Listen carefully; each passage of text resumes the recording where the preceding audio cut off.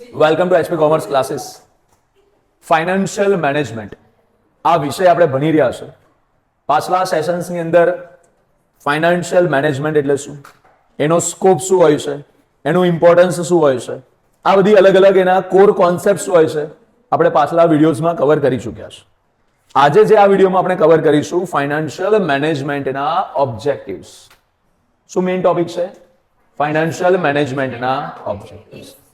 A basic understanding of the objectives of financial management would help us in appreciating how a finance manager makes his decision. Basically, financial management ના જે objectives ને આપણે સમજીશું ને તો આપણને એક ક્લેરિટી મળશે, સ્પષ્ટતા મળશે કે ફાઇનાન્સ મેનેજર પોતાના ડિસિઝન્સ કઈ રીતના લેતા હોય છે, કઈ બાબતો માટેના ડિસિઝન્સ એ લોકો લેતા હોય છે.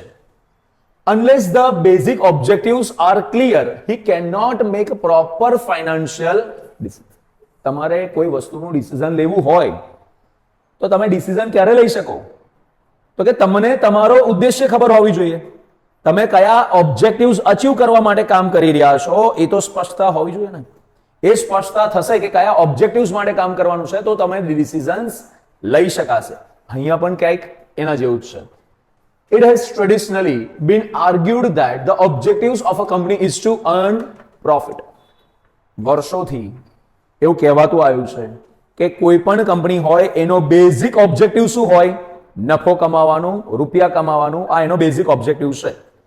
Hence, the objective of financial management is also, અને એટલા જ માટે ફાઇનાન્શિયલ મેનેજમેન્ટનો જે ઓબ્જેક્ટિવ હોય છે, જે બેઝિક ઓબ્જેક્ટિવ હોય છે, શું હોય છે? પ્રોફિટ મેક્સિમાઇઝેશન, નફાનું મહત્તમીકરણ. આ એનો બેઝિક ઓબ્જેક્ટિવ હોય છે. This implies that the finance manager has to make decisions in a manner that the profits are maximized. અને એટલા જ માટે જ્યારે ધંધાનો બેઝિક ઓબ્જેક્ટિવ હોય છે નફો કમાવાનું, તો ફાઇનાન્સ મેનેજરે પણ એવી રીતના ડિસિઝન્સ લેવાના કે જેનાથી ધંધાને મહત્તમ નફો થઈ શકે. આ રીતના એને કામ કરવાનું.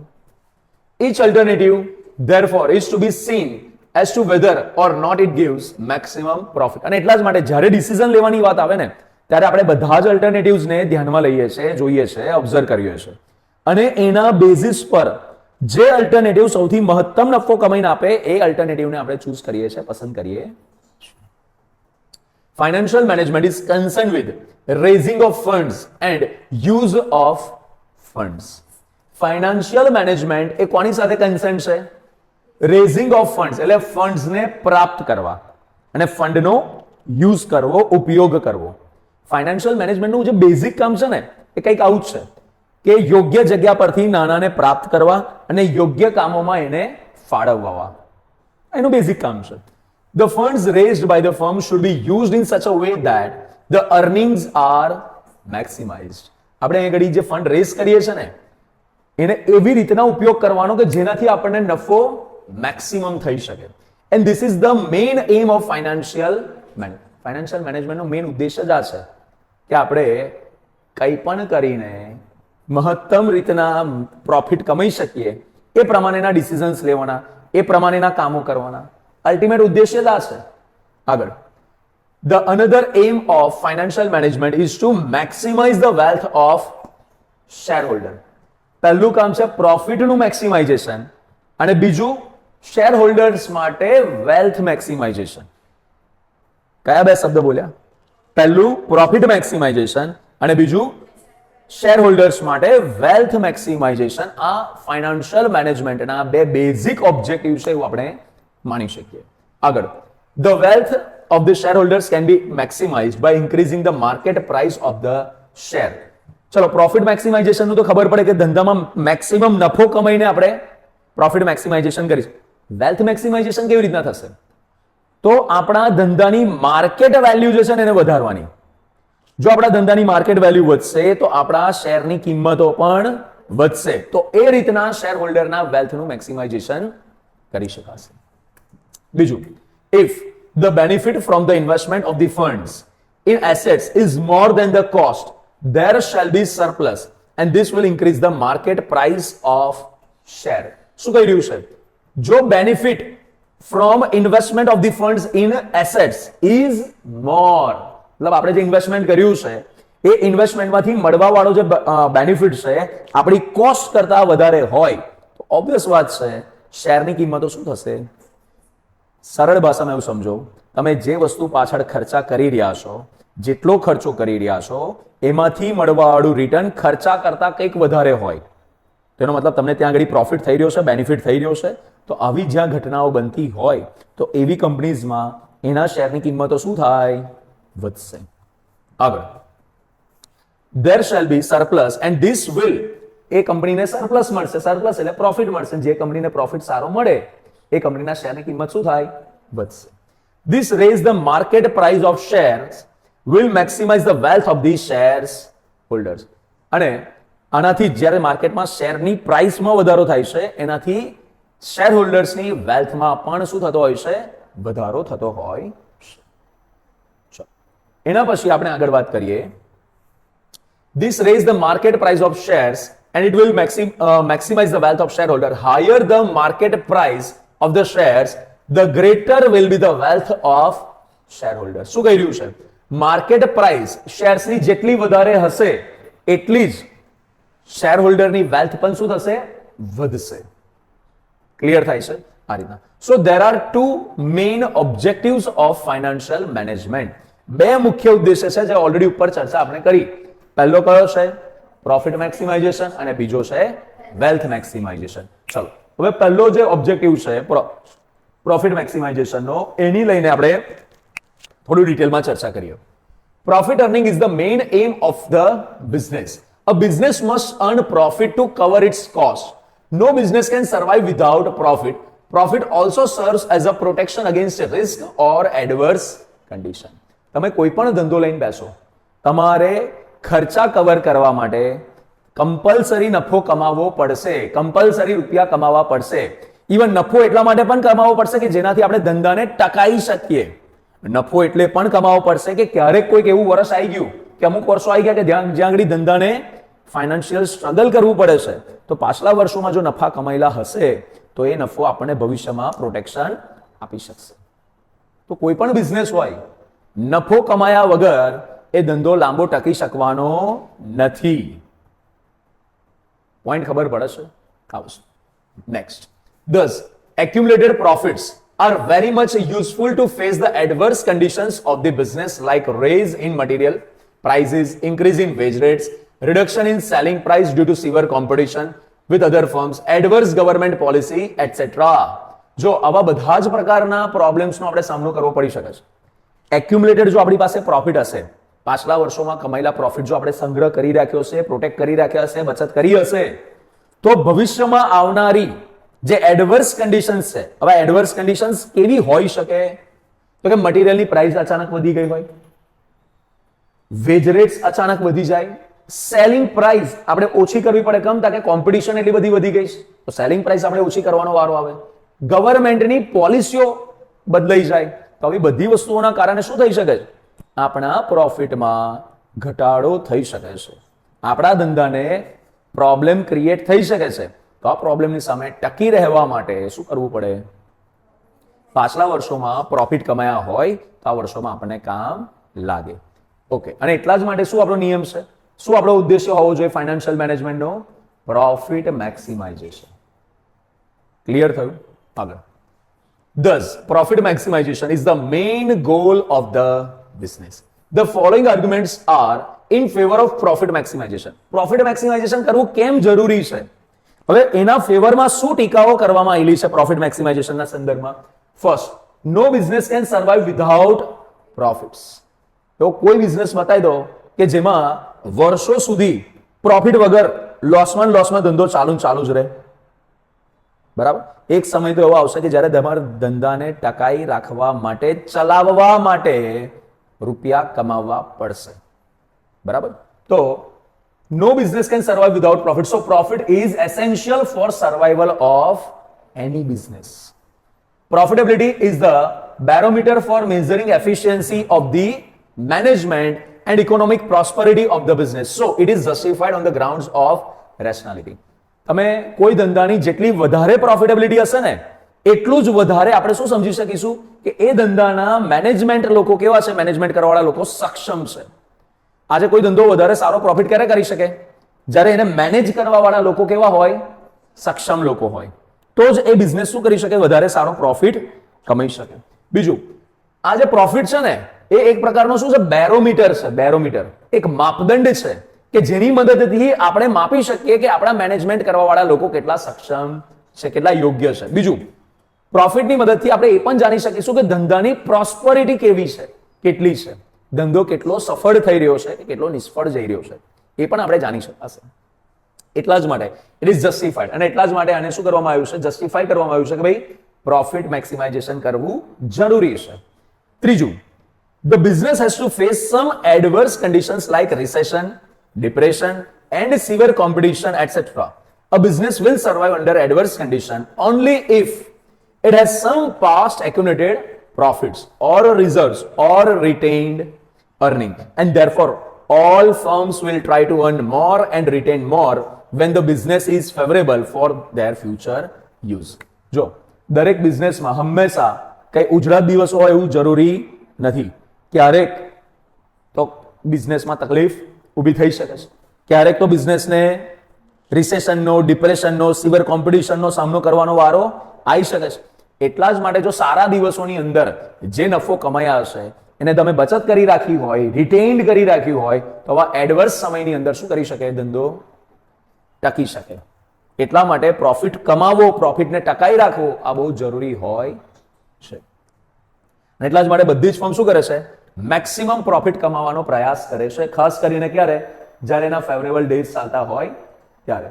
Next, profit is the main source of finance for the expansion, growth and development of the business. So every business will try to earn more and retain it for its future expansion, growth and development. Okay. હવે એક છે ને નાનકડું ઉદાહરણ આલું છું. આપણા દેશમાં છે ને એક બહુ મોટી કંપનીના માલિકના કોઈક ઇન્ટરવ્યુની અંદર એમણે આ એક વાત કરી હતી. તો એમની કંપની જેટલા પણ રૂપિયા કમાય છે ને, જેટલા પણ રૂપિયા કમાય એ રૂપિયાના એ 3 ભાગ પાડે. 3 ભાગમાંથી કઈ રીતના એ એલોકેશન કરે છે જોજો. ધારો કે કંપની 300 રૂપિયા કમાઈ, તો કમ્પલસરી 100 રૂપિયા કંપનીને ચલાવવા માટે, કંપનીને શેના માટે? ચલાવવા માટે. 100 રૂપિયા કંપનીનો એક્સપાન્શન, ગ્રોથ કરવા માટે, અને બીજા જે છેલ્લા 100 રૂપિયા વધ્યા ને એમાંથી ઘરના બધાના ખર્ચા કરવાના, મતલબ અંગત ખર્ચાને બધા જે ખર્ચાઓ કરવાના એમાંથી છેલ્લા 3જા ભાગમાંથી. ખબર પડી? પહેલાના સમયમાં પણ લોકો જે બિઝનેસ કરતા હતા એ લોકો કઈક હદ સુધી આવી જ કઈક નાની મોટી સ્ટ્રેટેજીઝનો ઉપયોગ કરતા હતા કે ધંધાના જે રૂપિયા કમાયેલા છે એને ધંધામાં જ રીઇન્વેસ્ટ કરીને ધંધાને મોટો કરતા જાઓ, ને ધંધાને એટલા હદ સુધી મોટો કરતો કે પછી એ ધંધો એની જાતે જ રૂપિયા એટલા કમાઈને આપે કે તમારે પછી શાંતિથી બેઠા તમે ખાઈ શકો. બરાબર? પણ આપણે સ્ટાર્ટિંગમાં શું કરીએ? સ્ટાર્ટિંગથી શું કરીએ? રૂપિયા ધંધામાંથી કમાવાના ચાલુ કરીએ એટલે રૂપિયા ખેંચ જ કરીએ. ધંધાને એને ગ્રોથ થવા માટે જે રૂપિયાનું રીઇન્વેસ્ટમેન્ટ કરવું પડે ને, જનરલી લોકો એનું કરતા નથી. અને એના લીધે શું થાય? પછી એક સમય એવો આવે કે જ્યારે ધંધો પડી ભાગે. બરાબર? ધંધો પડી ના ભાગે એના માટે શું કરવું જરૂરી છે? રૂપિયા જે કમાયા છે એ રૂપિયાને ધંધામાં ફરી રીઇન્વેસ્ટ કરવા જરૂરી છે. વાત ઉપરત બધાના મગજમાં. આગળ નેક્સ્ટ લખે છે, તો આ એક વસ્તુ ક્લિયર થયું બધાને કે આપણો જે પ્રોફિટ છે ને એ પ્રોફિટ ધંધાના એક્સપાન્શન માટે, ગ્રોથ માટે, ડેવલપમેન્ટ માટે બહુ જરૂરી છે. તમે રૂપિયા બહારથી પણ લાવી શકો, પણ તમારો પ્રોફિટ થયેલા રૂપિયા છે ને તમારા જ રૂપિયા છે, એને ફરી રીઇન્વેસ્ટ કરશો ને તો એના જેવું એક નહીં, એના જેવું એક નહીં. તો એ વસ્તુ બહુ જરૂરી છે કે ધંધાના એક્સપાન્શન કરવાની વાત આવે, ગ્રોથ કરવાની વાત આવે ત્યારે પ્રોફિટ કામ લાગતો હોય છે. Next, profitability is essential for fulfilling social goals also. ઘણીવાર છે હું એક વાત કહું છું કે માણસની પાસે જ્યારે બહુ જ ઓછા રૂપિયા હોય ને, બહુ જ ઓછા રૂપિયા, કાં તો એની આવક બહુ ઓછી હોય ને, ત્યારે એની સામે એક જ પ્રશ્ન છે કે એનું ખાધા ખોરાકી કેવી રીતના ચાલશે. પણ જ્યારે માણસનું પેટ ભરાઈ જાય ને પછી એને દુનિયાભરના પ્રોબ્લેમ ઊભા થાય. કારણ કે એટલું કમાતો થઈ ગયો કે જ્યારે એનું પેટ આરામથી હવે ભરાઈ જાય છે, પછી એની નીડ્સ ઊભી થાય, એની જરૂરિયાતો જાત જાતની ને ભાત ભાતની જરૂરિયાતો ઊભી થાય. જ્યાં સુધી ઓછા કમાતો હતો ત્યાં સુધીની એક જ જરૂરિયાત હતી કે 2 ટાઈમ જમવાનું એને કેવી રીતના વ્યવસ્થા કરવી. પણ જ્યારે એ વ્યવસ્થા સેટલ થઈ ગઈ પછી દુનિયાભરના પ્રોબ્લેમ્સ અને પ્રશ્નો એની સામે ઊભા થતા હોય છે. બરાબર? તો એક વાત સમજો, પ્રોફિટેબિલિટી કેમ જરૂરી છે? સોશિયલ ગોલ્સ માટે. Social service begins at home. સમાજ સેવા કઈથી ચાલુ કરવાની? ઘરથી ચાલુ કરવાની. કેમ આવું? ઘણીવાર લોકો કેવું વિચારે ખબર છે? આપણે સમાજ સેવાનું કામ કરીએ, બોલો એ કહેવત નહીં, ઘરના છોકરા ઘંટી ચાટે અને બહારના છોકરાઓ લોટ ખાય અને પડોશના છોકરાઓને લોટ ખવડાવવાનો આ ધંધો ના થાય. મતલબ ચેરિટી બિગિન્સ એટ હોમ, આવી એક ઇંગ્લિશમાં કહેવત છે. શું કહે છે? Charity begins at home. કે તમે અલગ અલગ સેવાની જગ્યાઓ પર દુનિયાભરના લાખો કરોડો રૂપિયા દાન કરી આવો અને તમારા ભયનું કે તમારા કોઈ સગા સંબંધીની આર્થિક સ્થિતિ એકદમ નબળી હોય તો ભાઈ દુનિયાને બધાને તમે સેવા કરો એનો વાંધો નહીં, પણ જે તમારા નજીકના છે એની પહેલા સેવા કરી લો, એને પહેલા તમે મદદ કરી લો. ખબર પડી? એટલા માટે આ કહેવત બની લે. શું? Charity begins at. Next, a firm any maximization profit will reinvest the same and expand its business. This will create the job opportunities for the people. So a firm by maximizing profit can satisfy its social responsibility and can also help in increasing the economic welfare of the people. તમે ધંધામાં જેટલો profit કમાવો છો ને આ તમે આનાથી સમાજ સેવા પણ કરી શકો છો. સર કેવી રીતના? તમે પ્રોફિટ જબરજસ્ત કમાયા, એ જ પ્રોફિટને તમે રીઇન્વેસ્ટ કર્યો, ધંધાને મોટો કર્યો. જેટલો ધંધો તમારો એક્સપાન્ડ થતો જશે એટલી નવી જોબ ઓપોર્ચ્યુનિટીઝ ક્રિએટ થશે, એટલે લોકોના આવકમાં વધારો થશે, ઇકોનોમીના રોટેશનમાં તમે એક મદદરૂપ હિસ્સો બનશો. ખબર પડે છે? તો સમાજની જે સેવા કરવાનું કામ છે ને એ પણ તમે પ્રોફિટ મેક્સિમાઇઝેશન કરીને એક રીતના કરી શકાય છે. ખાલી પ્રોફિટ કમાઈને બેસી નહીં જવાનું, પ્રોફિટ કમાઈને પછી એને શું કરવાનું છે? રીઇન્વેસ્ટ કરવાનું, ધંધાને મોટો કરવાનું વિચારવાનું. ક્લિયર થયું? ગઈકાલે છે ને એક ટોપિક નીકળ્યો હતો આના સંદર્ભમાં, આના જ રિલેટેડ એક ટોપિક હતો. રીઇન્વેસ્ટમેન્ટ કેમ કરવું જરૂરી છે? પ્રોફિટનું રીઇન્વેસ્ટમેન્ટ કેમ કરવું જરૂરી છે? આના માટે છે ને એક ગાયનું ઉદાહરણ આપ્યું હતું. ફોર એક્ઝામ્પલ, ગાય આપણને દૂધ આપે છે, બરાબર? તમે આપણે ગોવાળિયા છે એવું સમજો. આપણી પાસે ગાય છે, એને દૂધ આપ્યું. હવે દૂધને વેચીને આપણે રૂપિયા આપણા ઘરે લઈ ગયા. આઈડિયલી શું કરવું જોઈએ? એ રૂપિયામાંથી ગાયના ઘાસચારા માટેની વ્યવસ્થા કરવી જોઈએ કે જેનાથી ગાય ફરી હેલ્ધી થાય, ફરી વધારે દૂધ આપે અને ફરી પછી આપણને રોટેશન ચાલ્યા કરે. આપણી જરૂરિયાત પૂરતા થોડા રૂપિયા સાઈડ પર કાઢવાના અને બાકીના રૂપિયા શું કરવાના? ગાયમાં રીઇન્વેસ્ટ કરવાના. પણ ધારો કે જેટલા રૂપિયા આયા બધા જ રૂપિયા આપણે ઘેર લઈ ગયા, ગાયના ઘાસચારાની વ્યવસ્થા ના કરી તો ગાય કેટલા દિવસ દૂધ આપશે? તમે એને ખવડાવો નહીં, પીવડાવો નહીં, વ્યવસ્થિત એને તાજી-માજી ના કરો તો કેટલા દિવસ દૂધ આપશે? તો ધંધાનું પણ કંઈક હાલત આવી જ છે. તમે ધંધામાંથી રૂપિયા કમાયા, રૂપિયા ખેંચ જ કરો, એમાં જે જરૂરતની કામકાજ છે એના માટે ફરી રીઇન્વેસ્ટ ના કરો તો શું થાય પરિસ્થિતિ? એક સમય આવશે જ્યારે ધંધો પડી ભાગશે. તો રીઇન્વેસ્ટમેન્ટ કેમ જરૂરી છે? તો આવા કારણોથી. ક્લિયર થાય છે? ચલો, તો આપણે આવા 5 આપણને એના ફેવરમાં પોઈન્ટ્સ લીધા કે કોઈ બિઝનેસ માટે પ્રોફિટ મેક્સિમાઇઝેશન કેમ જરૂરી છે, તો એના ફેવરમાં આવા 5 પોઈન્ટ આપણને એક્સપ્લેન કર્યા. આગળ, however, profit maximization objective has been criticized on many grounds. ઉપર એના ફેવરમાં વાત કરી, હવે એના અગેન્સ્ટમાં વાત કરવામાં આવે છે કે પ્રોફિટ મેક્સિમાઇઝેશન કેટલું અયોગ્ય છે એની હવે અહીં આગળ વાત લખી છે. ચલો, શું? Okay, the term profit is vague. Profit શબ્દને શું માનવામાં આવે છે? વેગ. કેમ સાહેબ વેગ માનવામાં આવે છે? ભાઈ બધા લોકો છે ને પોતપોતાના દ્રષ્ટિકોણથી પ્રોફિટને અલગ અલગ રીતના જોતા હોય છે, સમજતા હોય છે. And it cannot be precisely defined. પ્રોફિટને કઈ રીતના ડિફાઇન કરવો એ તમે સ્પષ્ટપણે ડિસાઇડ કરી શકતા નથી.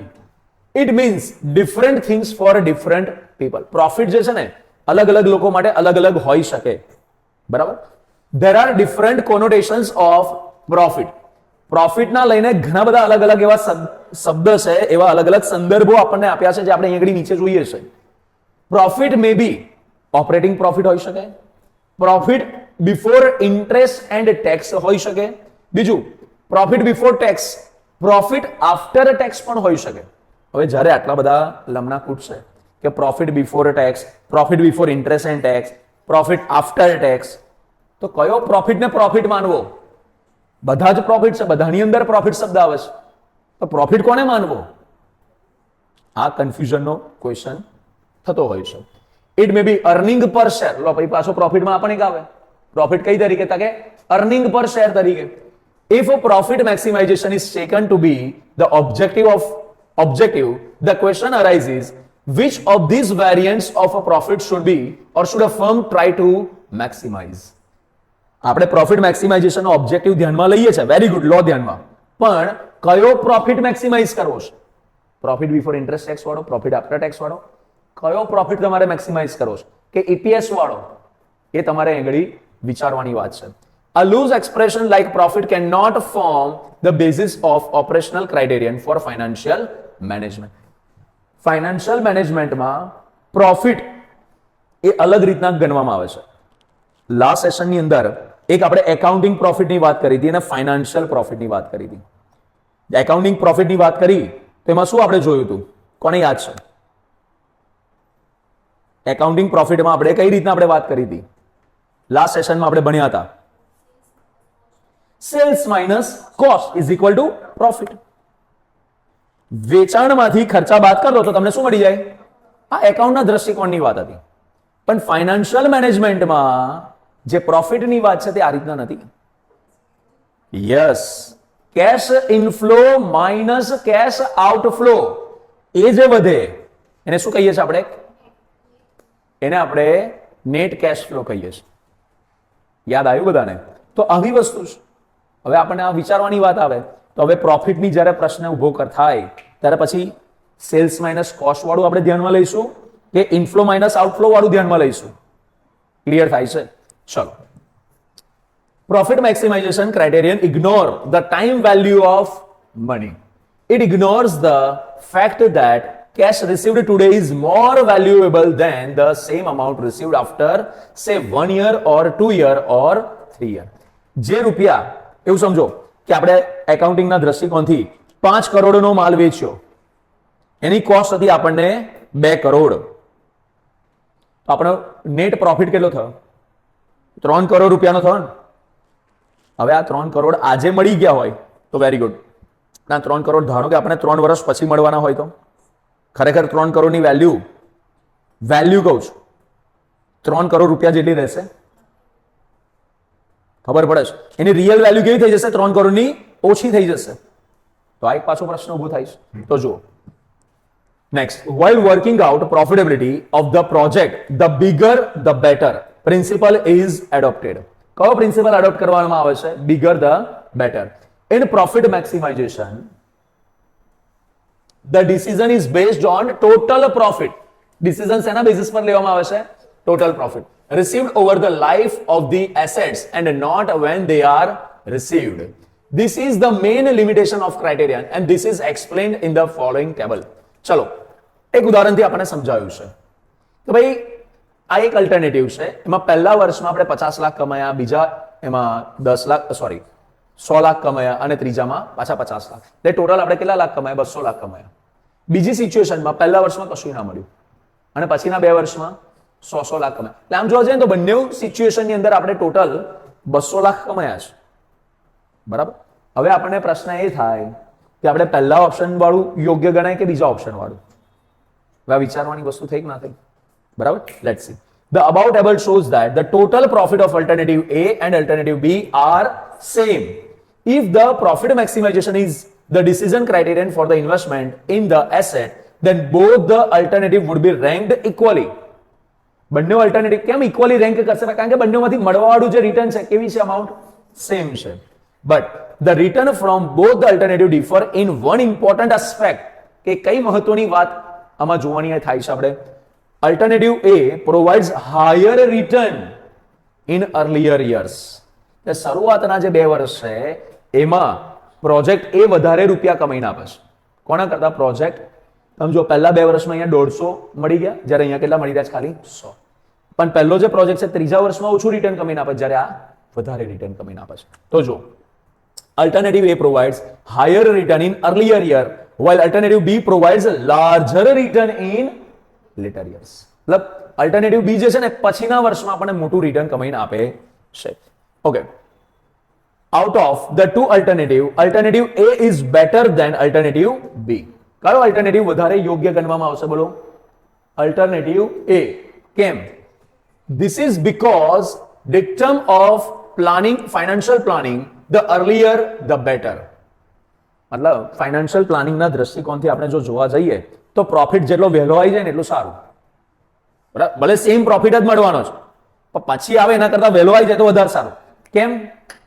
કારણ કે આજના rupee today is more valuable than rupee tomorrow. આવું લાસ્ટ સેશનમાં પણ આપણે એક વાત કરી હતી કે આજનો રૂપિયાની વેલ્યુ કાલના રૂપિયા કરતા કેવી છે? વધારે છે. ભાઈ ફાઇનાન્શિયલ મેનેજમેન્ટના દ્રષ્ટિકોણથી જુઓ તો બંને ઓપ્શનમાં આપણે 200 રૂપિયા જ મળવાના ધારો કે, પણ પહેલા 2 વર્ષની અંદર રિટર્ન વધારે ક્યારે મળી રહ્યું છે? અલ્ટરનેટિવ એમાં એ ચૂઝ કરીશું. ક્લિયર થયું? આગળ next, the benefit received earlier are more valuable than benefit received later. The benefit received earlier are more valuable than benefits received later. The reason for superiority of benefits now over benefits later lies in the fact that the former can be reinvested in the business to earn a higher return. And this is referred to as time value of money. જો ધ્યાનથી સમજો, બે option છે.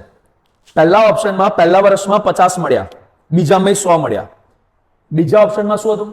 પહેલા વર્ષમાં 0, બીજા વર્ષમાં 100.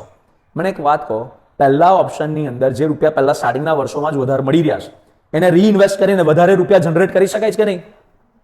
જ્યારે બીજા ઓપ્શનમાં રૂપિયા મળતા જ નહીં તો રીઇન્વેસ્ટ કરવાની વાત જ નહીં આવતી. એટલે તમને ત્યાં આગળ એક પોઈન્ટ આપણે લાસ્ટ સેશનમાં કોર કોન્સેપ્ટ્સમાં શીખ્યા હતા, અને કોન્સેપ્ટ કયો હતો? Opportunity cost. કે તમને જો અર્લીમાં વહેલા જો રિટર્ન તમને મળી જતું હોય તો તમે એને રીઇન્વેસ્ટ કરીને ફરી રૂપિયા વધારે જનરેટ કરી શકો છો. ખબર પડી? તો આને શું બોલાય છે? આના માટેનો શબ્દ શું લખ્યો છે? Time value of money. જે આ પ્રોફિટ મેક્સિમાઇઝેશનની અંદર શું થાય છે? ઇગ્નોર કરવામાં આવે છે. The profit maximization criterion ignore the time value of money. It doesn't consider the importance of a benefit received in different time periods and treats all benefit received in different years are equally valuable. પણ ખરેખર financial મેનેજમેન્ટના દ્રષ્ટિકોણથી આવું હોય નહીં. Financial management તો શું કહે છે? ભલે બે ઓપ્શનમાં સરખો જ પ્રોફિટ થાય છે પણ જે વહેલો પ્રોફિટ થઈ રહ્યો છે ને વધારે બેટર છે. ખબર પડી બધાને? આ રીતે જ્યારે નોર્મલી સેમ પ્રોફિટ થતો હોય તો એકાઉન્ટિંગ દ્રષ્ટિકોણથી બધું ઓકે લાગે. પ્રોફિટ મેક્સિમાઇઝેશનના પોઈન્ટ ઓફ વ્યૂથી જોવા જઈએ તો આપણા માટે બંનેની વેલ્યુ સેમ છે, પણ ફાઇનાન્શિયલ મેનેજમેન્ટના દ્રષ્ટિકોણથી પહેલા અલ્ટરનેટિવની વેલ્યુ કેવી છે? વધારે છે. આગળ, this is true in actual practice as benefits received in early years should be valued more than equivalent benefits received in later years. Clear થઈ ગયું બધાને? પરફેક્ટ. ચલો આગળ વાત કરીએ. આમ તો એક છે ને કદાચ એક ઉદાહરણ તમે ક્યારેક ને ક્યારેક સાંભળ્યું હશે. આજે લેટરનું ને પહેલાનું જે વાત છે ને તેની એક વસ્તુ તમને ઉદાહરણ આપું. થોડું રિલેવન્સ ઓછું છે પણ છતાં એક સમજવા માટે તમને કહું.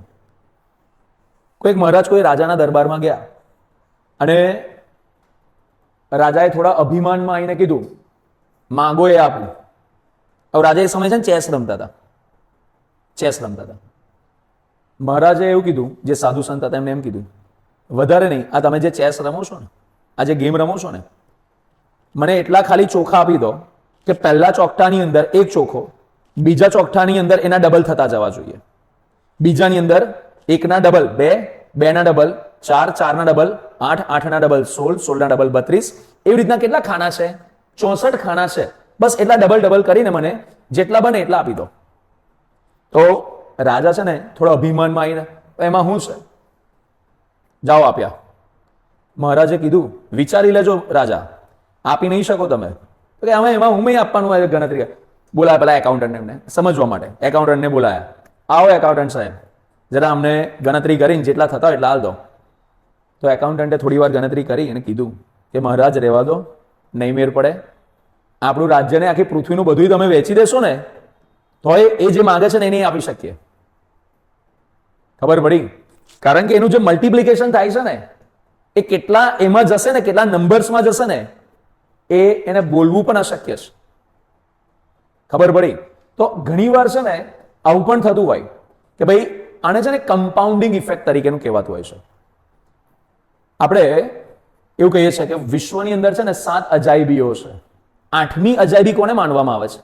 કમ્પાઉન્ડ ઇફેક્ટને. આપણે કમ્પાઉન્ડ ઇન્ટરેસ્ટ કહીએ છીએ ને, કમ્પાઉન્ડ ઇન્ટરેસ્ટ, ચક્રવૃદ્ધિ વ્યાજ. ચક્રવૃદ્ધિ વ્યાજને વિશ્વનો આઠમી અજાયબી કહેવામાં આવે છે. આ વોરેન બફેટ જેવા જે વ્યક્તિ છે, જેને મહાન ઇન્વેસ્ટરની કેટેગરીમાં આપણે એમને કન્સિડર કરીએ છીએ, બરાબર, એમના શરૂઆતના, એમના કેરિયરના જે સ્ટાર્ટિંગના 50-60 વર્ષ હતા, એમાં એમની પાસે એટલી ધન સંપદા નથી જેટલી એમના કેરિયરમાં પછીના 30-40 વર્ષમાં સંપત્તિ થઈ છે. એ કયા ઇફેક્ટના લીધે થઈ છે? કમ્પાઉન્ડ ઇફેક્ટના કારણે. કારણ કે કમ્પાઉન્ડ ઇફેક્ટ એ નોર્મલી કેવી રીતના એની ઇફેક્ટ આવે?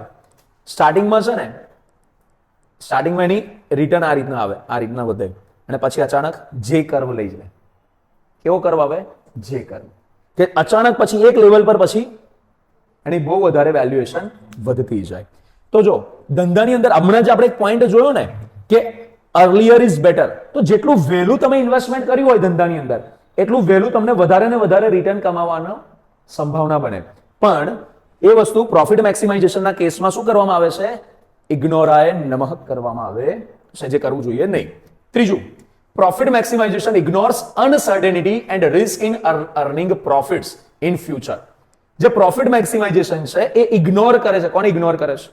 અનસર્ટેનિટીને અને બીજા રિસ્કને, કે જે આપણે ભવિષ્યમાં પ્રોફિટ અર્નિંગની જે સંભાવના છે એની સાથે જોડેલું જે રિસ્ક છે, એની સાથે જોડેલી જે અનસર્ટેનિટી છે, એને શું કરે છે? વસ્તુ ઇગ્નોર કરે છે. ખરેખર એવું ના થવું જોઈએ. And uncertain and fluctuating return implies risk to the investors. It can safely assume that the investors are risk averse. That is, they want to avoid or at least minimize the risk.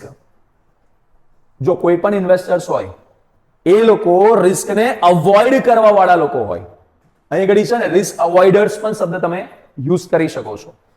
કોઈ પણ investor હોય ને, ક્યારે એવું ના ઈચ્છે કે એમની જે મૂડી છે ને એ જતી રહે. એ લોકો હંમેશા કેવું વિચારે કે ભાઈ રૂપિયા થોડા ઓછા કમાઈશું તો ચાલશે, પણ આપણી મૂડી પ્રોટેક્ટેડ રહેવી જોઈએ. આપણે કંઈક ને કંઈક ઓછું રિટર્ન મળશે તો ચાલશે, પણ કંઈક ને કંઈક રિટર્ન મળવું જોઈએ. લોસ ના થાય એટલું વધારે યોગ્ય.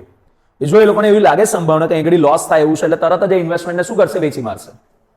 એ વેચીને છૂટા થઈ જશે. તો હંમેશા રિસ્કની જે વાત આવે છે ત્યારે પ્રોફિટ મેક્સિમાઇઝેશનને જ્યારે બોલીએ છીએ ત્યારે રિસ્કને પણ સાથે ધ્યાનમાં લેવું જોઈએ. ભવિષ્યમાં રહેલી જે અનસર્ટેનિટીઝ છે એને પણ ધ્યાનમાં રાખવી જોઈએ. પણ પ્રોફિટ મેક્સિમાઇઝેશનના કેસમાં એ બધી વાતોને શું કરવામાં આવે છે? ઇગ્નોર કરવામાં આવે છે. They can therefore be reasonably expected to have a preference for a return which is more certain in the sense that it has less fluctuation over the years. Okay. અને એટલા જ માટે therefore the reasonably expected to have a preference for a return.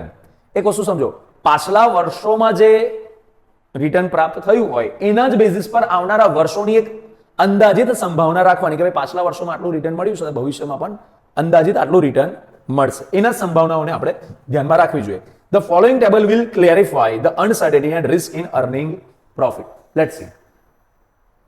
Uncertainty about expected return or benefit. તો જો પહેલા વર્ષમાં 9 lakh, 10 lakh, 11 lakh, total કેટલું થયું? 30. આમાં 0, 10, 20 અને 30. હવે તમે કહો, તમે બેમાંથી કયો ઓપ્શન ચૂઝ કરશો? એ કે બી? ચલો, કેટલા જણ એ વાળા છે? હાથ ઊંચો કરો. 3 જણ, 4 જણ. બાકી બધા બી વાળા. કેમ આવું? પહેલા પ્રોફિટ નહીં થતો અને પછી પ્રોફિટ થાય છે. ઓકે, તો એમાં પહેલેથી પ્રોફિટ થાય છે. અચ્છા, સામાન્ય રીતના જે બહુ મેચ્યોર્ડ ઇન્વેસ્ટર્સ હોય ને એ ઓપ્શન એ સિલેક્ટ કરશે. પૂછો કેમ? કારણ કે ત્યાં આગળ જે પ્રોફિટ છે ને કન્સિસ્ટન્ટ છે. પ્રોફિટ કેવો છે? એક રીતના કન્સિસ્ટન્ટ છે. અહીંયા આગળ પ્રોફિટ કૂદકે ને ભૂસકે વધી રહ્યો છે. તો જે વસ્તુ કૂદકે ને ભૂસકે વધે ને એ કૂદકે ને ભૂસકે ઘટી પણ શકે છે. ખબર પડી? Let's see. It is clear from the above table that the total return associated with the two alternative A and alternative B are identical. બંનેમાં રિટર્ન કેવા છે? Identical, 30 lakh. In normal situation, but a range of variation is very wide in case of alternative B. તમે જો આમાં જે return છે ને એમાં રિટર્ન કેવું છે? વધતા ઓછા અંશે ઓલમોસ્ટ સિમિલર જ છે. ક્યારેક 9 લાખ થયું તો ક્યારેક 11 લાખ થયું તો ક્યારેક 10 લાખ થયું, પણ વધતા ઓછા અંશે કેવું છે? સિમિલર છે. જ્યારે અહીં આગળ ક્યારેક થાય છે તો 20 લાખ પ્રોફિટ થાય તો ક્યારેક નહીં થતો, ઝીરો પણ થઈ રહ્યો છે. પોઈન્ટ ખબર પડી રહી છે? એટલે આમાં રિસ્કની સંભાવના કેવી છે? જ્યારે અહીં આગળ રિસ્ક કેવું છે? એકંદરે ઓછું છે. આગળ to put it differently, the earning associated with alternative B are more uncertain as they fluctuate wildly. Obviously, alternative A is better in terms of risk and uncertainty. તમે રિસ્ક અને અનસર્ટેનિટીને થોડું ઓછું કરવા માંગતા હોવ કે ભાઈ તમે જોખમ બહુ લેવા ના માંગતા હોવ તો તમે કયો ઓપ્શન ચૂઝ કરશો? એ. પણ કોઈ ખતરો કે ખિલાડી હોય, દેખા જાયગા વાળા હોય તો એ લોકો શું કરે? બી અલ્ટરનેટિવ ચૂઝ કરે. The profit maximization criterion fails to reveal this. Profit maximization ની જ્યારે વાત કરીએ ને તો આ વસ્તુને સ્પષ્ટપણે જનરલી લોકો છે ને જ્યારે પ્રોફિટ કમાવાની વાત આવે ને ત્યારે જ્યારે આવા બેમાંથી કયો પ્રોફિટ તો લોકો કયો ચૂઝ કરે? ઇન જનરલ પબ્લિક બી વાળો જ પસંદ કરે છે. આટલા વર્ષોથી આ સેમ પ્રશ્ન પૂછે ને મોસ્ટલી સ્ટુડન્ટ્સ બી વાળો જ ચૂઝ કરતા હોય છે. બહુ જ હંમેશા એ ઓપ્શનને ચૂઝ કરવા વાળા લોકોની સંખ્યા હંમેશા કેવી હોય છે? ઓછી. કારણ કે લોકોને છે ને જોઈને તો ખામ તો બધું બહુ મળી જાય તો ચાલે, ધીરે ધીરે કોઈને કશું જોઈતું નહીં. આના માટે છે ને એક અમેરિકાની અંદર એક માર્શમેલો એક્સપેરિમેન્ટ થયું હતું. ખબર છે આ માર્શમેલો એક્સપેરિમેન્ટનું? એક નાનકડી ઘટના છે, મસ્ત મજા આવશે શેર કરું. એક માર્શમેલો એક્સપેરિમેન્ટ થયું હતું. એમાં છે ને 2 ગ્રુપ બાળકોના પાડવામાં આવ્યા. એમાં સમજો ને પહેલા તો ઇન જનરલ એક જ ગ્રુપ હતું. બાળકોની સામે છે ને માર્શમેલો એટલે આપણે પેલી ફ્લફી ચોકલેટ આવે છે ને, બુદ્ધિ કા બાલ જેવી નહીં ચોકલેટ આવતી, પેલી ફ્લફી ચોકલેટ આવે છે એના જેવી. તો ત્યાં આગળ એને માર્શમેલો જેવું અલગ અલગ એ આવતું હોય છે. તો એ જે ચોકલેટ છે ને બધાની સામે મૂકવામાં આવી, બાળકોની સામે. અને બાળકોને કહેવામાં આવ્યું કે ભાઈ જો તમે હમણાં ખાવી હોય તો તમે ખાઈ શકો છો, તમારી સામે જ છે, બરાબર? પણ હું હમણાં એક કામ છે પતાવીને આવું છું 5-1 મિનિટમાં, જે નહીં ખાય ને એને હું 2 ચોકલેટ આપીશ. તો હવે અમુક બાળકો એવા હતા કે જે લોકો નાથી ના રહેવાયું, ખાઈ લીધી. અને અમુક બાળકો કેવા હતા જે લોકોએ વેટ કર્યો, બહુ જ ઈચ્છાથી હાથમાં પકડી પણ લીધી પણ પાછી મૂકી દે. કયા વિચારથી? કે હવે મને બીજી પણ મળશે. અને એકચ્યુઅલમાં પછી બીજી મળી. અચ્છા, હવે જે છોકરાઓએ ચોકલેટ ખાઈ લીધી હતી ને એ લોકોનું એક ગ્રુપ પાડી દીધું, અને જે લોકોએ નથી ખાધી વેટ કરીને એ લોકોનું એક બીજું ગ્રુપ પાડવામાં આવ્યું. હવે આ બાળકોનો અમુક વર્ષો સુધી અભ્યાસ કરવામાં આવ્યો. એ લોકોના બિહેવિયરનો, એ લોકોના ભણવાનો, એ લોકોના આવકનો, કમાવાનો, કામકાજનો, બધા વસ્તુનો અભ્યાસ કરવામાં આવ્યો. તો એક્સપેરિમેન્ટ કરવાવાળા લોકોને બહુ મોટું આશ્ચર્ય થયું કે જે પહેલું ગ્રુપ હતું ને, જે પહેલું ગ્રુપ કે જે લોકોએ તરત જ માર્શમેલો ખાઈ લીધેલી, એ પોતાની લાઈફમાં એક એવરેજ જિંદગી જીવી રહ્યા હતા, ઓલમોસ્ટ બધા જ. અને એક્સેપ્શનલ કેસ હોઈ શકે કોઈ, પણ ઓલમોસ્ટ બધા જ લોકો કેવા હતા? એવરેજ જિંદગી જીવવાવાળા. અને જે લોકોએ વેટ કર્યો ને એ બધા જ ઓલમોસ્ટ કેવા હતા? અબાવ એવરેજ. કોઈ કંપનીનો સીઈઓ હતો, તો કોઈ કંપનીનો એમડી હતો, કોઈ કંપનીમાં ડિરેક્ટર પોસ્ટ પર હતો, કોઈ જનરલ મેનેજર હતો. મતલબ સારી સારી પોઝિશન પર, સારી જગ્યાઓ પર ભણ્યા બી ખરા, સારા રિઝલ્ટ પણ લાયા અને સારી પોઝિશનને સિક્યોર પણ કરી. ખ્યાલ આવ્યો? હવે આ એક એવી ઘટના છે જે આપણા ઘરે જે નાના બાળકો હોય ને એમની સાથે પણ આવું એક એક્સપેરિમેન્ટ વિચારી શકે છે, બરાબર? પેલો 12 મહિનાનું સુધીનું બાળક હોય એની જોડે આવા એક્સપેરિમેન્ટ ના કરતા ખાઈ જ જશે, કારણ કે એનામાં એટલી હજી સમજણ શક્તિ ના હોય. એને બાળક એટલીસ્ટ 5-7 વર્ષનું, એની સાથે તમે આવો એક્સપેરિમેન્ટ કરશો તો વધારે યોગ્ય છે, બરાબર? કરજો, મજા આવશે તમને લોકો. તમને એવું અત્યારથી એનું ફ્યુચર તમે પ્રિડિક્ટ કરી લેશો, ઓહો આ છે ને આવો જ બનશે. ચાલો આગળ. તો ઓકે, આપણા જે પહેલો બેઝિક ઓબ્જેક્ટિવ હતો, શું બેઝિક ઓબ્જેક્ટિવ હતો ફાઇનાન્શિયલ મેનેજમેન્ટનો? Profit maximization. બીજો ઓબ્જેક્ટિવ શું હતો? Wealth maximization. Let's see. Value or wealth maximization means the maximization of the net present value of investment in assets. જે નેટ પ્રેઝન્ટ વેલ્યુ છે ઇન્વેસ્ટમેન્ટ્સની તે મેક્સિમમ થાય, તે વધે, એના માટેનો પ્રયાસ, that is called wealth maximization. The net present value of investment in assets is difference between the present value of stream of future cash flow and present value of cash outflow. એવું સમજો, present value of cash inflow અને present value of cash outflow required for the investment in the assets. The present value of cash inflow and present value of cash outflow both are determined by the discounting at the rate at that reflect both time and uncertainty. જો હવે એક છે ને આની માટેનું એક મસ્ત ઉદાહરણ તમને કહું. આપણે એક વેબ સિરીઝ આવી હતી, આઈ થિંક બિગ બુલ નામની, બરાબર? પેલું સ્કેમ 1992 વાળી, પેલો હર્ષદ મહેતા વાળી એક જે સ્કેમ કરીને જે એ આવી હતી ને, એની અંદર પેલી એક કંપનીના આઈ થિંક એપોલો ટાયર્સના હતા, એના શેર્સની વેલ્યુને વધારવાનું કહે છે. અને એની અંદર એને શું કીધું કે ભાઈ તમારા શેરની કિંમત છે ને 30-35 રૂપિયા અત્યારે ચાલી રહી છે. હર્ષદ મહેતા જેનું કે તમારા શેરની વેલ્યુ હું 300 રૂપિયા લગીને પહોંચાડી શકું છું, 3000 રૂપિયા સુધી પહોંચાડી શકું છું. પેલો કે એવું હોતું હશે, અમારા શેરની વેલ્યુ તો 35 રૂપિયા ચાલે છે. તો કે તમે જે જોઈ રહ્યા છો ને, તમે ખાલી એટલું જોવો છો કે અત્યારે માર્કેટમાં કિંમત કેટલી છે. હું એની અંદર રહેલી વેલ્યુ જોઉં છું કે તમે આજે આ કંપની જે ચાલુ કરી, તમે 20 વર્ષ પહેલા કે 25 વર્ષ પહેલા ચાલુ કરી, આજે આ જ કંપનીને, આ જ લેવલની કંપનીને ચાલુ કરવી હોય તો અત્યારે કેટલું ઇન્વેસ્ટમેન્ટ કરવું પડશે, એના માટે કેટલા રૂપિયા જ નાખવા પડશે જ્યારે જઈને આટલી મોટી કંપની ડેવલપ કરી શકાશે. તો ખરેખર તમારા શેરની જે કિંમત છે ને એ દ્રષ્ટિકોણથી જોવા જઈએ તો ખરેખર 30-35 રૂપિયા નથી. આની કિંમત કેટલી હોવી જોઈએ? 300-3000 રૂપિયા જેવી હોવી જોઈએ. તો પોઈન્ટ ખબર પડી રહી છે. તો ઘણીવાર છે ને વેલ્થ મેક્સિમાઇઝેશનની વાત આવે ને તો આવી બધી વસ્તુઓને પણ ધ્યાનમાં લેતા હોય લોકો. ઇન્વેસ્ટમેન્ટ કરતી વખતે ખાલી અત્યારે માર્કેટમાં કેટલી કિંમત ચાલે છે એ નહીં, ઘણીવાર લોકો આવું પણ જોતા હોય કે આવી સેમ કંપની અત્યારે આપણે નાખવી હોય, બરાબર, એની જે રિયલ વેલ્યુ છે, ઇન્ટ્રિન્સિક વેલ્યુ બોલાય છે, આના માટેનો એક શબ્દ કયો છે? ઇન્ટ્રિન્સિક વેલ્યુ. લોકો ઇન્ટ્રિન્સિક વેલ્યુ જોતા હોય છે. ખબર પડી? ચલો, તો આ તો થોડી ઘટીને વાત કરી, પણ જો the present value cash inflow and present value cash outflow both are determined by discounting at a rate that reflects both time and uncertainty. If PVCI exceeds PVCO, it will increase the value of the firm, and this will increase the market price of the share and thereby wealth of the shareholder.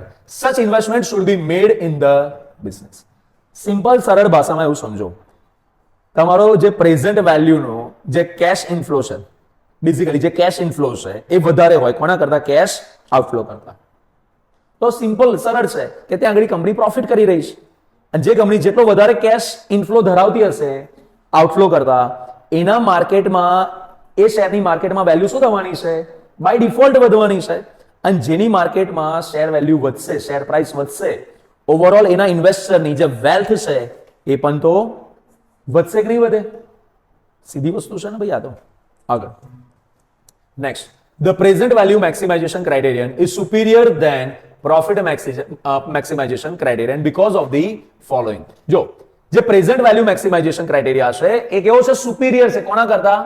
Profit મેક્સિમાઇઝેશન કરતા. હવે કેમ superior છે? જો પહેલું, the wealth maximization criterion is based on the concept of cash flow generated from the use of the assets. કે ધંધાની assets નો ઉપયોગ કરીને આપણે કેટલો કેશ ફ્લો જનરેટ કર્યો, બરાબર, એના બેસિસ પર વેલ્થ મેક્સિમાઇઝેશન નક્કી થતું હોય છે. while profit maximization કઈ વાતને ધ્યાનમાં લે છે? it is based on the concept of accounting profit. અમને જસ્ટ થોડી વાર પહેલા આપણે વાત કરી કે પ્રોફિટ મેક્સિમાઇઝેશનમાં હમણાં તમે શું જવાબ આપ્યો કે ભાઈ એમાં પ્રોફિટ કેવી રીતના આપણે જોઈએ? Sales minus cost is equal to profit. પણ ફાઇનાન્શિયલ મેનેજમેન્ટમાં cash inflow minus cash outflow ને ધ્યાનમાં લઈએ છીએ, અને એના બેસિસ પર શું થાય છે? વેલ્થ મેક્સિમાઇઝેશન આપણે માનતા હોઈએ છીએ. આગળ, cash flow is the precise concept with a definite connotations. આની અંદર છે ને શબ્દોના એક સ્પષ્ટ મિનિંગ છે. હમણાં આપણે વાત કરી હતી પ્રોફિટ મેક્સિમાઇઝેશનની અમુક ટીકા થઈ હતી. એ ટીકાની અંદર એક પોઈન્ટ શું હતો કે પ્રોફિટ બધા અલગ અલગ રીતના કન્સીવ કરતા હોય છે અને કન્સિડર કરતા હોય છે. તો કયા પ્રોફિટને મેક્સિમાઇઝ કરવાની વાત છે ત્યાં કન્ફ્યુઝન ક્રિએટ થાય છે. જ્યારે અહીં ઘડી જ્યારે વેલ્થ મેક્સિમાઇઝેશનની વાત આવે તો એમાં કેશ ફ્લોના બેસિસ પર વાત હોય છે, એટલે એમાં કોઈ કન્ફ્યુઝન રહેતું નથી. બહુ સ્પષ્ટ છે, રૂપિયા આયા માઇનસ રૂપિયા ગયા. કમ્પલસરી આવવા જોઈએ, આવશે એ બધું ધ્યાનમાં જ નહીં લેવાનું, આવશે છોડ દો, આયા કેટલા ને ગયા કેટલા. ક્લિયર થાય છે વાત? આગળ, measuring benefits in terms of cash flows avoids the ambiguity. આની અંદર છે ને કોઈ અસ્પષ્ટતા ઊભી જ નહીં થતી. ભાઈ આવશે નહીં આવે એ લમણા કૂટ જ નહીં. આયા તો વાત કરીએ, ગયા તો વાત કરીએ, આયા નહીં તો છોડ દો એ વાત જ ના કરશો. એટલે જે કન્ફ્યુઝન ક્રિએટ થાય છે ને કે પ્રોફિટ કયો ધ્યાનમાં લેવાનો, એ કન્ફ્યુઝન જ ના થાય અહીં ઘડી. Next, with accounting profit. Accounting પ્રોફિટમાં કન્ફ્યુઝન રહે. ભાઈ આપણે સેલ્સ માઇનસ કોસ્ટ કીધી તો અમુક સેલ્સ ક્રેડિટ સેલ્સ હોય, એમાં રૂપિયા આવશે નહીં આવે કન્ફ્યુઝન. આમાં કન્ફ્યુઝન જ નહીં.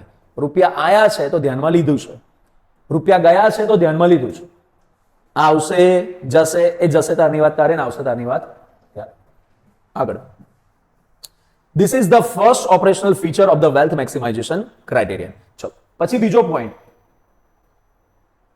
The wealth maximization criterion considers both the uncertainty and risk, બંને વાતને ધ્યાનમાં લેશે, અનસર્ટેનિટીને પણ અને રિસ્કને પણ.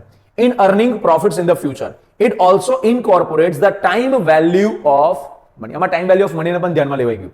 Four incorporating risk and a difference in timing in stream of earning profit in future adjustments are made in cash flow patterns. એટલે સિમ્પલ સરળ ભાષામાં અર્નિંગને, ભાઈ ભવિષ્યમાં અર્નિંગ થવાની છે, સમજો પોઈન્ટ, ભવિષ્યમાં અર્નિંગ થવાની છે, ભવિષ્યમાં રૂપિયા આવવાના છે, તો ભવિષ્યની વાત ભવિષ્યમાં કરીશું. અત્યારે આવ્યા છે તો અત્યારે આપણે વાત કરીએ, બરાબર? આ રીતના હોય છે. The value of a stream of future is converted into present value by discounting them at the capitalization rate that reflect both time and risk. This discount rate is expressed in terms of percentage. A large discount, that is capitalization rate, is due higher risk and a longer time period in investment, while low discount rate due to lower risk and a shorter period. Low discount rate shows more certainty and less risk in investment. જો આની અંદર છે ને અમુક જે ભવિષ્યમાં થવાવાળી જે આવકો જાવકો જે છે ને એની સાથે આપણે એક ડિસ્કાઉન્ટ રેટને જોડતા હોઈએ છીએ. આ પ્રેક્ટિકલ કોન્સેપ્ટ જ્યારે આવશે ત્યારે આપણે વાત કરીશું. ખાલી અત્યારે એટલું યાદ રાખો, જેટલો ડિસ્કાઉન્ટ રેટ વધારે હશે ને એટલો એમાં રિસ્ક વધારે, જોખમ વધારે, અને રિટર્ન કમાવાની જે સંભાવના છે એ લોંગ થઈ જશે. મતલબ બહુ લાંબા ટાઈમ પછી કદાચ રિટર્ન મળે. જેટલું ઓછું ડિસ્કાઉન્ટ રેટ હશે ને એટલું રિસ્ક અને અનસર્ટેનિટી કેવી ઓછી, અને એટલા શોર્ટ પીરિયડની અંદર તમને રિટર્ન કમાવાનો ચાન્સ બનશે. બસ હમણાં આટલું ખાલી ધ્યાનમાં રાખો. પ્રેક્ટિકલ વાત જ્યારે પ્રેક્ટિકલ આવશે ત્યારે આપણે કરીશું. વધારે ડિસ્કાઉન્ટ રેટનો મતલબ શું થાય બોલો? વધારે રિસ્ક. મને ચાલો તમે સરળ ભાષામાં એક વાત કહો, મને એકદમ દેશી સરળ ભાષામાં આપણે વાત કરીએ. તમે શાકભાજી લેવા ગયા, બરાબર? કોઈ શાકભાજી માર્કેટમાં એકચ્યુઅલમાં વેચાતી હોય 50 રૂપિયાની કિલો, હવે કોઈ તમને 20 રૂપિયા 30 રૂપિયા વેચવા બેઠો હોય, એ ક્યારે આવું કરે કે જ્યારે એને ખબર હશે કે હવે એકાદ દિવસમાં કે આજકાલમાં આને નહીં વેચે ને તો પછી આને ફેંકી દેવી પડશે, એટલે વધારેમાં વધારે ડિસ્કાઉન્ટ આપીને પણ એકવાર શું કરે? વેચે. પણ જે શાકભાજી એકદમ તાજી છે, શું એના પર વધારે ડિસ્કાઉન્ટ મળે? બસ એના જેવું જ છે વાત. આ સરળ ભાષામાં તમને સમજાવ્યું. ક્લિયર થઈ? જેમાં વધારે ડિસ્કાઉન્ટ હોય એમાં રિસ્ક વધારે હોય. ક્લિયર? ચલો, using this discount rate two determine the present. અચ્છા, આની અંદર છે ને આગળ વાત કરીએ ને પહેલા મને એક મસ્ત ઇન્ટરેસ્ટિંગ ઉદાહરણ આવે છે. ઘણીવાર છે ને આપણે કંપનીઓના શેર ખરીદવા જઈએ ને તો એવા કંપનીના શેર આપણે હોઈએ કે જેની કિંમત છે ને સૌથી ઓછી હોય. આપણે શું વિચારે? આપણે છે ને 10,000 રૂપિયા ઇન્વેસ્ટ કરવા છે, તો આપણે શું કરીએ ખબર? 10 રૂપિયા વાળો શેર શોધીએ, એવું કરીએ. એ 5 રૂપિયા વાળો શેર શોધીએ કે એનાથી છે ને બધા બહુ શેર ખરીદવા મળશે. 1 રૂપિયા વાળો શેર શોધીએ, આને બોલાય પેની સ્ટોક્સ. શું બોલાય? Penny stock. કે બહુ જ ઓછી કિંમત વાળા શેર્સને આપણે શોધીએ અને હું વિચારીએ કે આ શેર ખરીદી લઈએ એટલે ભવિષ્યમાં છે ને આ 10 રૂપિયાનો શેર ખાલી 100 રૂપિયા થઈ ગયો ને 10 ગણા રૂપિયા કમાઈ લઈશું. આવું આપણે વિચારીએ. બહુ સારો વિચાર છે કે આપણે પોઝિટિવ બનીને વિચારીએ છીએ, પણ શેર માર્કેટની અંદર અમુક કોન્સેપ્ટ કામ કરતા હોય છે. હવે એ કોન્સેપ્ટમાં એક વાત આપણને શીખવાડવામાં આવે કે કોઈ શેરની કિંમત 1000 રૂપિયા ના હોય ને 10 રૂપિયા કેમ છે? કે વેલ્યુ 10 રૂપિયા લાયક જ છે એટલે 10 રૂપિયા છે. પોઈન્ટ ખબર પડી? જો કોઈ એ શેરની વેલ્યુ 100 રૂપિયા લાયક હોત તો એ શેરની કિંમત 100 રૂપિયા જ હોત. પણ આજે શેરની કિંમત 1 રૂપિયો છે કે 2 રૂપિયા છે કે 10 રૂપિયા છે તો અત્યારે એના લાયક છે એટલે જ એટલા રૂપિયા છે. હવે તમે એમ પછી એમ પોઝિટિવ રહો કે ના ના હું તો છે ને 10 રૂપિયા વાળો અત્યારે ખરીદી લઈશ, ભવિષ્યમાં 100 રૂપિયા તો થશે જ. એટલે તું કહે છે એટલે થશે? સાહેબ મેં ખરીદ્યા છે ને એટલે થવાના. હવે શેર માર્કેટમાં તમે જેટલું વિચારો ને જનરલી છે ને એનાથી ઊંધું થાય. રિટેલ ઇન્વેસ્ટર જેવું વિચારે ને જનરલી શેર માર્કેટમાં એનાથી ઊંધું થાય. રિટેલ ઇન્વેસ્ટર એવું વિચારે કે હવે શેર ખરીદીએ ને હવે વધશે ત્યારે જ ઘટવાનું ચાલુ થાય, અને જ્યારે એવું લાગે કે હવે બહુ ઘટી રહ્યો છે લાવ હવે વેચી મારીએ ત્યારથી પછી વધવાનું ચાલુ થાય. એટલે રિટેલ ઇન્વેસ્ટર છે ને હંમેશા બિચારો લૂંટાય જ. વેચવાના ટાઈમે લૂંટાય ને ખરીદવાના ટાઈમે લૂંટાય. ખરીદવા બેસે ત્યારે એકદમ ઊંચી કિંમત પર ખરીદી લેશે અને વેચવા બેસે ત્યારે જરા સૌથી બોટમ પર જ્યારે ખરીદવાનો ટાઈમ હોય ત્યારે વેચે. સમજ્યા? તો આ આવી એક અઘરી વસ્તુ પરિસ્થિતિ નિર્માણ થતી હોય છે. Using this discount rate to determine the present values of cash inflows and outflows. Any investment that has positive net present values, that is excess of PVCI over PVCO, જેની પાસે શું હશે? પોઝિટિવ નેટ પ્રેઝન્ટ વેલ્યુ, મતલબ cache inflow positive હશે કોના કરતા? Outflow. મતલબ inflow છે 100 રૂપિયા, ખાલી આઉટફ્લો છે 70 રૂપિયા, તો પોઝિટિવ ઇનફ્લો કેટલો થયો? 30 રૂપિયાનો થયો એના જેવું. In case of single alternative or highest net present value in case of mutually exclusive alternatives, that is only one can be undertaken, should be selected. This will increase the value of firm and thereby the market price of the shares. The increase in market price of the shares maximizes the wealth of the shareholders, and shareholders' wealth can be ascertained as follows. આ સમજો, shareholder ની wealth કેવી રીતના આપણે ascertain નક્કી કરી શકીએ? Number of shares owned by the multiply by market price per share.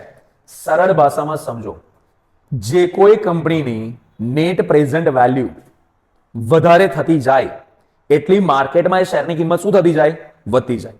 તો એ જે શેર ધારણ કરનાર શેર હોલ્ડર છે ને એની વેલ્થમાં પણ શું થતો જશે? એક સરળ ભાષામાં સમજો, તમે 100 રૂપિયાના 100 શેર ખરીદ્યા એટલે તમારું ટોટલ ઇન્વેસ્ટમેન્ટ કેટલું થયું? 10,000 રૂપિયા થયું. ધારો કે એ શેરની કિંમત 100 રૂપિયાથી વધીને 150 રૂપિયા થઈ ગઈ, હવે તમારા ઇન્વેસ્ટમેન્ટની વેલ્યુ કેટલી થઈ ગઈ? 15,000 રૂપિયા થઈ ગઈ. ખબર પડી કે ના પડી? તો આ શું થયું? તમારું વેલ્થ ઇન્ક્રીઝ થયું, કહેવાય કે ના કહેવાય? તો અહીંયા આગળ એ લખ્યું છે, શેર હોલ્ડરની વેલ્થ કેવી રીતના ગણતરી કરીશું? Number of shares held by share holder into market price. માર્કેટમાં શેરની કિંમત કેટલી ચાલી રહી છે? Given the number of shares that the shareholders own, the higher the market price per share, the greater will be the shareholders' wealth.